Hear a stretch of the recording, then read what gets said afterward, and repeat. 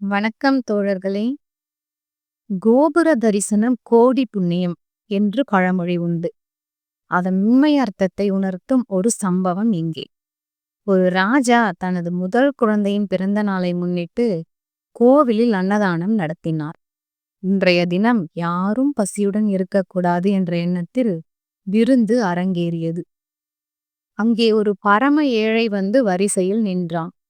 ஆனால் அவனை பார்த்தவர்கள் முகம் சுளித்து விலகினர். இவன் அருகே நின்றால் நமக்கு அவமானம் என்று நினைத்தனர்.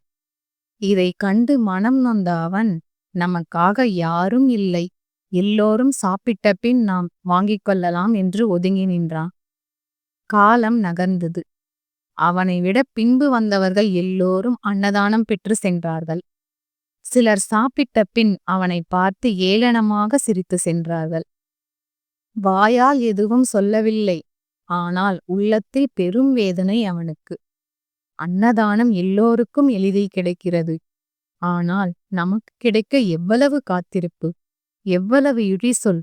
போன ஜென்மத்தில் என்ன பாவம் செய்தோமோ, இப்பிறவியில் இப்படி பட்டினியோடு தவிக்கிறோம் என்று விதியை வருந்தினான். மாலை வரை காத்திருந்தும் சாப்பாடு கிடைக்கவில்லை.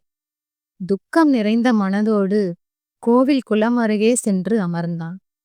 கோபுரத்தை நோக்கி கண்ணீருடன், அப்பனே ஆண்டவா, என்னை ஏன் இப்படி ஒரு இழிபிறவியில் பிறக்க செய்தாய் என்று புலம்பினான்.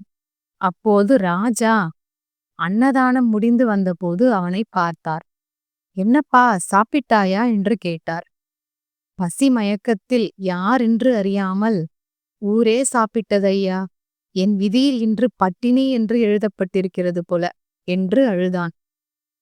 அந்த வார்த்தைகள் ராஜாவின் இதயத்தை உருக்கியன. என் மகனின் பிறந்த நாளில் யாரும் பசியுடன் இருக்கக்கூடாது என்று அன்னதானம் செய்தோம். ஆனால் ஒரு அப்பாவி ஏழை மட்டும் பட்டினியோடு இருக்கிறானே என்று வருந்தினார். அவனை அணுகி தோளில் கை வைத்து, மன்னித்து விடப்பா, உனக்கு ரொம்ப பசிக்கிறதா என்று கேட்டார்.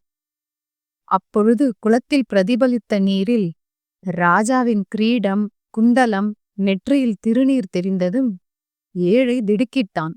ஐயோ ராஜா, நீங்களா? உங்களை அறியாமல் இப்படி சொன்னேன், மன்னியுங்கள் என்று பதற்றமடைந்தான். அவன் எளிமையை பார்த்த ராஜா சிரித்தார். வா, இன்று நீ என்னோடும் என் மகனோடும் ராணியோடும் சேர்ந்து விருந்து உண்ணப் போகிறாய் என்று கட்டாயப்படுத்தி அரண்மனைக்கு அழைத்துச் சென்றார். புதிய ஆடைகள் கொடுத்து குளிக்க செய்தார். அறுசுவை விருந்து வைத்து உபசரித்தார். பிறகு ஒரு குடம் பொற்காசுகளை கையில் கொடுத்து, இனி நீ ஏழை இல்லை, இந்த பணத்தை வைத்து தொழில் செய்து கௌரவமாக வாழலாம் என்று ஆசிர்வதித்தார். அப்போது அவன் தாரை தாரையாக கண்ணீர் விட்டான். ஏன் அழுகிறாய் என்று ராஜா கேட்டார்.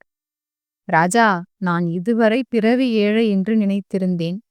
ஆனால் இப்பொழுதுதான் உணர்கிறேன், நான் பிறவி முட்டாள்தான். ஏனெனில் இன்று முதல் முறையாகவே கோபுரத்தை நோக்கி ஆண்டவனிடம் கேட்டேன். இதுவே நான் கோபுரத்தை தரிசித்தது முதல் முறை. சில நிமிடங்களில் உங்களை அனுப்பி என் விதியை மாற்றிவிட்டான் ஆண்டவன். கடவுளிடம் கேட்டால் நாம் கேட்டதை விட பல மடங்கு தருவார் என்பதை இன்றுதான் உணர்ந்தேன் என்று மனம் வந்து கூறினான். நமக்கு ஒன்று கிடைக்கவில்லை என்றால் அதற்காக சோகப்பட வேண்டாம். கடவுள் எப்பொழுதும் நமக்காக சிறந்ததை வைத்திருக்கிறார். அதனால்தான் நம் முன்னோர்கள் கூறினார்கள், கோபுர தரிசனம் கோடி புண்ணியம். நன்றி. இந்த வீடியோ உங்களுக்கு பிடிச்சிருந்தா லைக் பண்ணுங்க, கமெண்ட் பண்ணுங்க, ஷேர் பண்ணுங்க. மேலும் நீங்க எங்க வீடியோஸை பார்க்க ரக்ஷிதா டேல்ஸ்க்கு மறக்காம சப்ஸ்கிரைப் பண்ணிட்டு அந்த பெல் ஐக்கானையும் பிரஸ் பண்ணுங்க. நன்றி.